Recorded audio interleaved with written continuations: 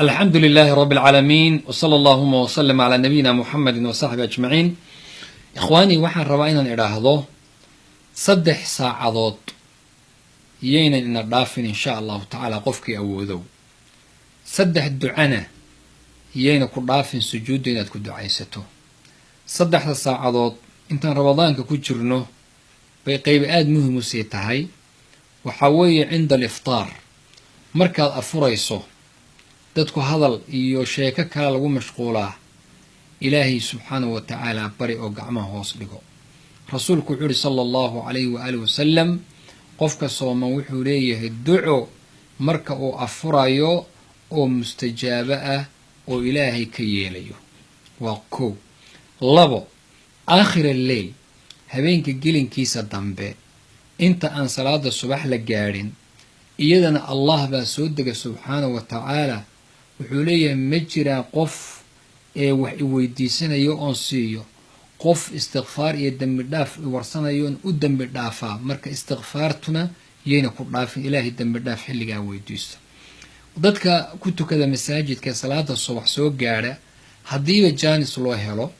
iyadana waxa fiican ilaa qorraxdu ay ka soo baxayso ruuxu meeshu ku tukaday inuu sii fadhiyo iyaduna waa umra iyo hajj taama ajirkooda ayaa qofka lagu siinaya 3 duco in raba inaan dardaarmo الشيخ ابن باز رحمه الله بان كنت أبراروجيه ودردارما 3 أدعية 3 دعو هالمامين أبو إله إن سجود إلهي كبريدا بدك كوباد وحاوي إلهي إن ويديسة حسن الخاتمة اللهم إني أسألك حسن الخاتمة اللهم إني أسألك حسن الخاتمة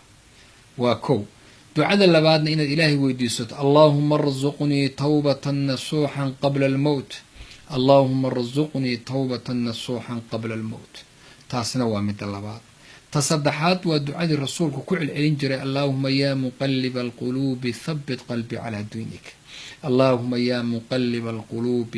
ثبت قلبي على دينك أنا المركز علي الدعاء دي اللهم ارزقني توبة اللهم إني أسألك حسن الخاتمة اللهم ارزقني توبة نصوحا قبل الموت اللهم يا مقلب القلوب ثبت قلبي على دينك إلهي سبحانه وتعالى إنه إلهاميو أو الله إنه هليشيو أو الله إنه كرسيو إن الإلهي كويديس إنه سجود أو وقتك إلهي سبحانه وتعالى وبدأ أو قفك لقى أجيبها دعاء أكجرو وجزاكم الله خير بارك الله فيكم السلام عليكم ورحمة الله وبركاته.